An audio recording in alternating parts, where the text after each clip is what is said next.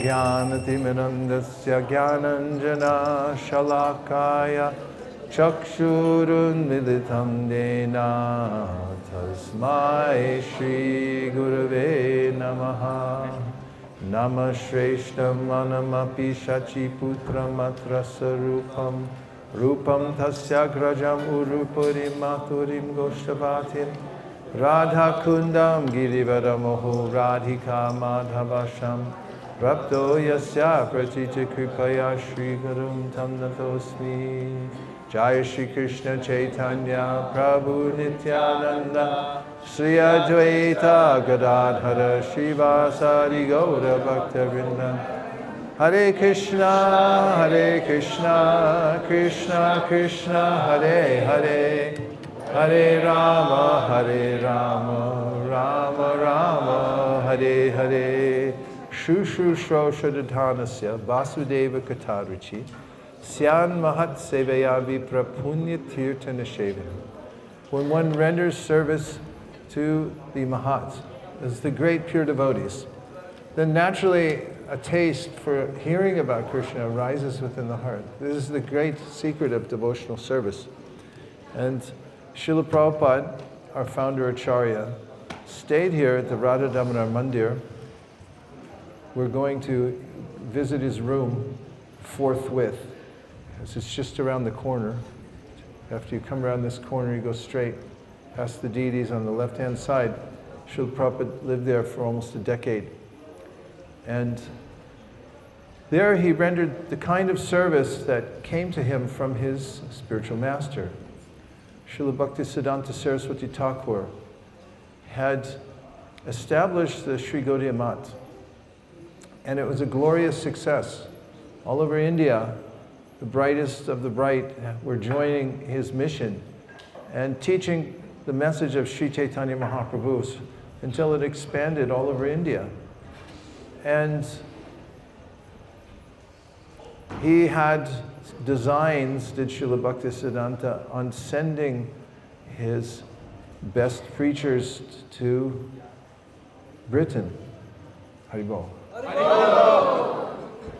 However, they went there and came back, and there was a slight disappointment in that they had not been able to inculcate Krishna consciousness, the message of Lord Chaitanya Mahaprabhu, to the British people. In fact, Srila Bhaktisiddhanta felt that the preachers who went over there had assimilated the Western culture instead of inculcating Chaitanya Mahaprabhu's culture to the people there. He also, did Srila Bhaktisiddhanta, have ideas about spreading Krishna consciousness to other parts of the world. And he had an envoy that went to Burma. There in Burma, he had a relationship with the king who appreciated the stature of Srila Bhaktisiddhanta Saraswati Thakur and had given him leeway there to preach Krishna consciousness. But his real desire was to see that it would rise above the barriers of India and spill out throughout the whole world. Such was also the vision of Srila Bhakti Vinod Thakur, that people in the Western world and all over Asia would come together having received the message of Sri Chaitanya Mahaprabhu and dance in ecstasy and chant Jai Sachinanda, united around the teachings of Lord Chaitanya Mahaprabhu. And at a certain point in the mission of the Gaudiya Math, one of Srila Bhaktisiddhanta's disciples, who was wealthy, had offered to build him a temple in Calcutta. Interestingly enough, the spiritual master of Srila Bhaktisiddhanta Saraswati Thakur, Srila Gaurkishore Das Babaji Maharaj, had given him a couple of instructions. Would you like to know what they are? Yes. One, he said, never go to Calcutta. And the other, he said, don't take any disciples. And later when asked, how is it that you established this huge temple in Calcutta and you have so many thousands of disciples? He said, I have not gone to Calcutta. We remain in the bubble of Krishna consciousness wherever we go. We've never touched Calcutta. And he also said, I don't have disciples, I simply have representatives of my spiritual master whom I'm serving by giving them the message of Lord Chaitanya and the means to spread it all over the world. So I'm not their spiritual master, I'm simply their servant.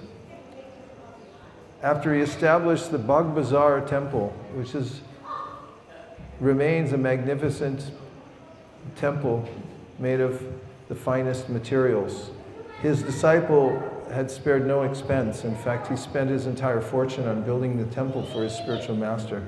And he also spent his whole life, because 2 days before it opened, out of sheer exhaustion, he passed away from overseeing the project. There may have been other causes as well, but that's the fact that he left this world. After they had transferred the main focus of their preaching to the Bagh Bazar Mandir, having moved from Ultadanga Junction Road, which you can go see now because ISKCON has the property there, and they've restored that ashram that Srila Bhaktisiddhanta and his brahmacharis and sannyasis lived in before they moved to a big fancy temple. And it was known to be a very simple place, very simple ashram there at Ultadanga Junction Road. And when they moved to the big temple, Srila Bhaktisiddhanta perceived a shift in attitude, that some of the devotees were arguing over who got which room according to their status. And he didn't like it. He said, and this is a mantra that we learned from Srila Prabhupada, we were better off in Ultadanga. Although we were poor, the spirit of preaching was there. So when our Srila Prabhupada had met with Srila Bhaktisiddhanta Saraswati Thakur and asked him very humbly, what can I do to serve your mission? Because at that time he was a householder and he felt that he didn't have much proximity to his spiritual master. The sannyasis lived in the same building with him. He lived outside with his family. And Srila Bhaktisiddhanta Saraswati Thakur told him that if you ever get money, print books. And Srila Prabhupada said to us, so I took it from his mouth that he is very fond of books. And therefore, when he came, our Srila Prabhupada, to the West, first thing he did was, of course, chant Hare Krishna in the park. But as soon as he had some followers and they received some resources, he purchased a house in Boston on Beacon Street. And there he installed a printing press. And the printing press was to print the books that he had started to write, as well as the books of the Goswamis. One of those books that was printed there under the name of ISKCON Press, before there was a Bhaktivedanta Book Trust. It was called Nectar of Instruction. This is a summary study of the Bhakti Rasamrita Sindhu by Srila Rupa Goswami.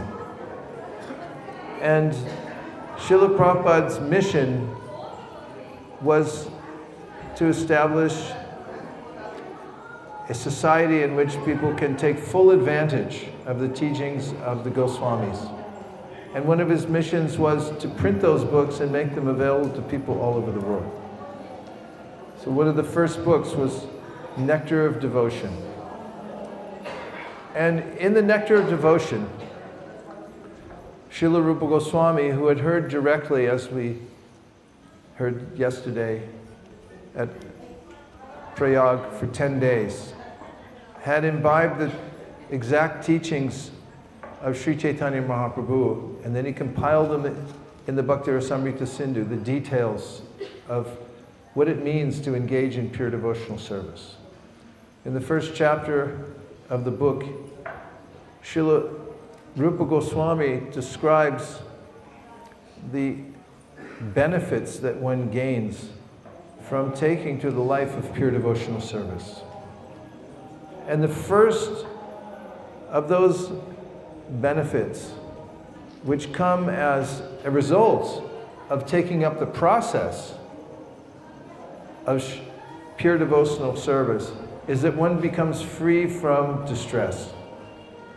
And he explains, does Srila Goswami, that the reason that we feel distress is because we're burdened by our past sinful activities in this world. However, when one takes to the practice of devotional service, then those past sinful reactions are cleared. And he gives evidence from the Padma Purana when he says, Aparabda palam papam kutam bijam palon mukam kramenaiva praliyante Vishnu bhakti ratatmanam, which means that anyone who takes up the direct process of worshiping the Supreme Personality of Godhead through Bhakti Yoga, and you know it's 9 different processes: Shravanam, Kirtanam, Vishnu Smaranam, Padasevanam, Archanam, Vandanam, Dasyam, Sakyam, Atma Nivedanam. These 9 are known as the process of pure devotional service. And anyone who's dedicated his or her life to Krishna through these 9 processes is known to be the most learned person because they have come to complete knowledge. So when we take up these 9 processes, we're engaged directly in serving Krishna through these processes. And Rupa Goswami is, as you become free from distress, because Vishnu Bhakti Ratatmanam means aparabdha, the sinful reactions that haven't even manifested in your life yet, but they're about to. They're sneaking up on every soul, what you've done before, and it's waiting to manifest in your life. Palam papam kutam bijam balon mukam describe the different phases of a seed. Before the seed even exists, there's the idea of the seed, and then the seed is there, and then it starts to sprout, then it grows, then it manifests, then it grows fruit. And that's karma.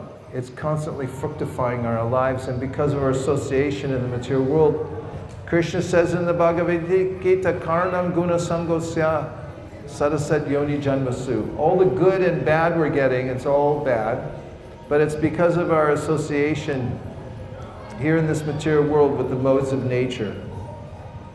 So when one takes to the process of devotional service, one's karma is eradicated. And that means all the karma from the past, from the present. And one may say, well, which goes first, which goes second, and how fast does it occur? So our acharyas say that if you take 1,000 lotus petals and you stack them in order to make a garland, and you take a long needle and you push that needle through all the lotus petals, yes, you could say technically it started with one and ended with the last one. But our acharyas say it hardly matters because it's instantaneous. You push it through. And this is the first feeling that one receives when one takes to the 9 processes of pure devotional service, is that one is free from distress because all karma is eradicated from one's life. The next is, out of 6, that pure devotional service, Rupa Goswami writes, is the beginning of all auspiciousness. And he gives the definition of auspicious, and he says, one is able to do good for all living beings. Not just some living beings. Some people do good for their family, but they don't care about their neighbors. Some people do good for the people of their township, but they don't care about the rest of the people in the city. Some people do good for their country, but they don't care about people from other countries. Am I correct so far? Yes. Some people, they care about human beings. They're humanitarians, but they don't care about animals. And some people, they care about humans and animals, but they don't care about plants. What about bugs? What about microbes? So auspiciousness means that when one understands that every living being is a part and parcel of the Supreme Personality of Godhead and gives Krishna consciousness to others, one is engaging in auspiciousness and is creating auspiciousness for every living being, and you can only do it by spreading pure devotional service, and you can only experience it by entering into pure devotional service through the 9 processes. Then he says, number 3, what's number 1? It's a D, right? Distress. You become free from distress. What's the second one? A, that's an A. So we have DA, now we have a P. So we have DAP. And P stands for pleasure. He says that devotional service, it gives one an immediate sense of pleasure. And then he gives an analysis of the different kinds of pleasure you can have in this world. Of course, we already know from Bhagavad Gita, because we've all read Bhagavad Gita many times, right? Say yes. And Krishna says, Yehi samsparshacha bhoka dukkha yonaya evate adyantavanta konteya nateshu ramate buddha. He says, all the happiness, so-called happiness in the material world, it has a beginning and an end, so why would any intelligent, eternal living being be interested in happiness that has a beginning and end? It won't satisfy. So he said, they don't take to that kind of happiness. So Rupa Goswami says, there's material happiness, which is no happiness at all. And then he says there's a happiness of identifying oneself as Brahman. I'm not my body, Aham Brahmasmi, I'm spirit soul. And this is a kind of happiness Krishna describes in the Bhagavad Gita. Brahma Bhuta Prasanatma Nasochati Nakamchati Samaksharbeshu Bhuteshu Mad Bhakti Milavate Puram. You feel naturally akin to all living beings. Everyone okay so far? We're almost through the 6. And one feels happy. Prasanatma means your mind becomes happy, heart becomes happy. No more hankering, no more lamentation, because you've realized you're not your body. This is this Brahman happiness. But he says, trillions, that's with a T, not millions, not billions with a B, but trillions with a T. He said trillions of times greater than the happiness one can get from identifying oneself as being a spiritual being beyond the body is the happiness that comes from pure devotional service. So the practice of devotional service, it says, puts one in transcendental pleasure. Can I have a glass of water, please? So what do we have so far with the letters? It spells DAP. Say DAP. D-A-P, DAP. The next is that devotional service is rarely achieved. This is one of the qualities of pure devotional service. And the reason is because there are stages, there are steps to get to pure devotional service, completely pure devotional service, prema. And those include Shraddha. After Shraddha comes Sadhu Sangha. After Sadhu Sangha comes Bhajana Kriya. So this means you develop faith, the process of devotional living. Because of that, you want to go and associate with devotees. And after that, you take up a vow to practice according to the teachings of the Goswamis. That's Bhajana Kriya. Then you come to Anartha Nivritti. Anartha Nivritti means become aware of the unwanted things within the heart and struggle to overcome them. And by Krishna's mercy, you gradually winnow out bad qualities. And when you pass Anartha Nivritti, you come to Nishtha, which means steadiness. It's like in English, the word stand means you can stand solidly in one place. So shta is the word in Sanskrit that moved into English and became stand. And nishta means you can stand on your own 2 feet, you're not pushed around, and very specifically, you're not sleepy when you chant or hear. You're also not distracted when you chant or hear. This is nishta. You're not uninterested in devotional service at any time. And also, you're not overcome by lower qualities like anger and greed. And also, you're not disturbed by your senses anymore. These are the obstacles to nishta. And once you've passed those, then you can stand solid and practice devotional service. Then comes ruchi, which means you have a positive taste for chanting and hearing about Krishna and serving. Then comes asakti. And asakti is rarely attained, and that's why pure devotional service is rarely attained. Because from ruchi to asakti means that you become exclusive. In ruchi, you may have some other interest, but you're always attracted back to Krishna. But from asakti, you're only interested in Krishna, and sometimes you're able to bring your attention back to other things. And it means that you have no other interest in life except for Krishna. That's asakti. Complete attachment to Krishna. And from there comes bhava and then prema. So that's the reason he said it's rarely achieved. And then those in pure devotional service reject the idea of liberation. They don't want it. They don't want to be liberated. They want to keep their personal relationship with Krishna and not merge, become nothing. And they're not even interested in leaving the material world. As is mentioned in the Srimad Bhagavatam, Narayana parak sarve nakutaschana bhibyati swarga pavarga narakeshu apitulyana darshana. To a pure devotee, heaven and hell is the same thing. Because in both places they see tulya, it's equal because there's only service to Krishna there. Who would like to go to hell to serve Krishna?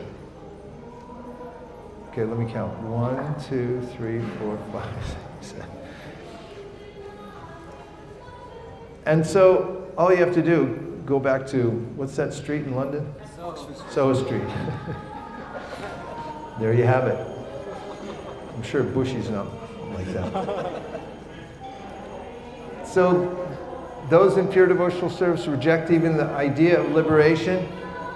That's an L, right? So we have a D, A, P, R, L, and then at the end we need an O. And that O stands for pure devotional service is the only way to attract Krishna. He's not attracted by any big achievement, not by money, not by intelligence. After all, he owns all money. He has all the intelligence. There's one thing that he doesn't have, and that's bhakti. Because we have bhakti, we have devotion for Krishna, and that's our unique quality, is that we're eternally able to use our free will to love and serve Krishna. And when we give that, that's the only way to achieve Krishna. After all, in the Bhagavad Gita, Krishna says, Bhaktyamam abhijananti yavanyaschasmi tattvata. Tattvato tattvato gyatva vishateda anantaram. Only way to enter into Krishna fully is through bhakti. So these are the 6. Now let's try them. D, A, P, R. That's dapper. And then at the end you have L and O, so that's low. So you can say dapper low, or if you say, you can change the L to a D, which stands for those in pure devotional service deride the idea of liberation. In that case you have dapper do. So you can have dapper low or dapper do, and it's good to remember both of them because that's how you can remember the liberation one, that you deride it and you're not interested in the liberation. So let's try it, because that way you can take this away with you. D stands for distress, and that you take the pure devotional service, you immediately become free from all distress. A, auspiciousness, because only a person in pure devotional service can do good for every living being. And then you have P. It's the beginning of transcendental pleasure to enter into the 9 processes of devotional service. Nobody has more fun than devotees. All living beings just want to have fun, Cyndi Lauper. And the only way to have fun 24 hours a day is to serve Krishna, transcendental pleasure. R, rarely achieved. L or D, they deride liberation. And O, We'll do it quickly now. D, A, P, R, L or D, O. So you have dapper do or dapper low. And if you remember these things, they're really important to present to those who are taking up the process of devotional service. It's called benefit-based marketing, because everyone wants to know. They're tuned into the radio station WIIFM, what's in it for me. And this is what's in it for the soul, is complete happiness, freedom from distress, all auspiciousness, non-interest in any kind of liberation, and they know that they can attract Krishna by taking to this process. So, Prabhupada, we hear from Mūlaprakṛti Dāsī. Was it Mūlaprakṛti who wrote the book? Mūlaprakṛti. She was a great saṅkīrtana devotee, Mūlaprakṛti. Did you know there were many very powerful women in the beginning of the movement, and even now? I'm just saying they were then and now, also now, but Prabhupada acknowledged his Vaiṣṇavī warriors who would go out for book distribution. And in Los Angeles especially, but everywhere else as well, but there especially because he spent a lot of time, he would acknowledge the Vaiṣṇavīs who went out for book distribution. Sometimes after they would return, he would call them to their room, to his room, and give them personal audience, ask how they did, what they were saying. He also gave Mūlaprakṛti, one of the great saṅkīrtana warriors, some lines that she could use on book distribution, because after all, Prabhupada was the first book distributor. And she wrote a book about Prabhupada because she had interviewed many people in Vrindavan when he lived here alone in this little room. And there were many sadhus here and those who worked in this temple, which used to not have this roof, it was just open air.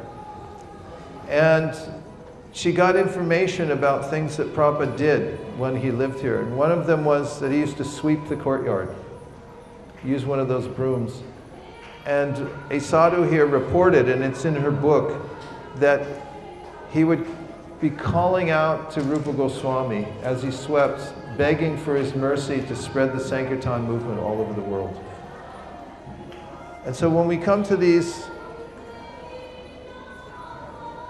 spiritual power centers, and this is one of them, we have everything here. We have not just the Goswamis, but also Srila Prabhupada's place where he incubated the idea and the means for spreading Krishna consciousness all over the world. If we can come here and pray very deeply to be empowered by the Goswamis, by Srila Prabhupada, they'll readily include us, and we can find our Jaladuta. Prabhupada found a Jaladuta, got on it, but which one's ours? Will we get on a boat by ourselves somewhere? We may not get on a boat, but we have to do something bold.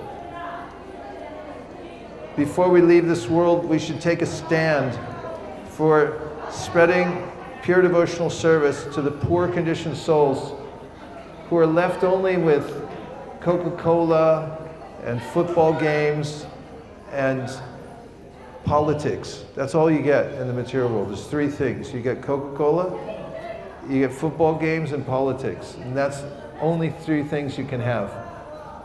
And everyone's dying of spiritual hunger. So we're on a mission to end poverty, spiritual poverty. People are impoverished because they don't know this. And Nana Shastra Vicharanai Nipano Saddharma Samstapako. The Goswamis right here had conceived the process given to them by Lord Chaitanya Mahaprabhu, and therefore we pray in this place, dear Srila Prabhupada, dear Srila Sanatana Goswami, dear Srila Rupa Goswami, all the 6 Goswamis, and all the great acharyas who are here in Samadhi. If you so desire, please empower us to imbibe the teachings given to us through Srila Prabhupada from the 6 Goswamis, and then through realization, give them to the world in such a way they could take them up and experience freedom from distress, auspiciousness, transcendental pleasure, a aversion to liberation, a knowledge of Krishna, devotional service being the only means to achieve Kṛṣṇa, and will enter into the rarest of rare areas by this activity of saṅkīrtana, which is to come to asakti, and then bhava, and then prema, only by the mercy of all of the great acharyas here. Thank you for considering our request. Om Tat Sat. Everyone agrees with this prayer and wants to be included in catching his or her own jaladuta and make a stand against Maya and all the inane goings on in the world today. We're not going to take it anymore, right? Yes. Yes. Please say Hare Krishna. Hare Krishna. All right, though, get out there and give it to them and knock them alive out there.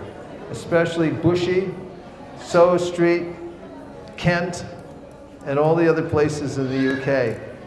We want to see everybody in the UK dancing in ecstasy down the street, closing down all the stupid shops and just having a big Hari Nam, and then prasadam for everybody in the UK. Haribol!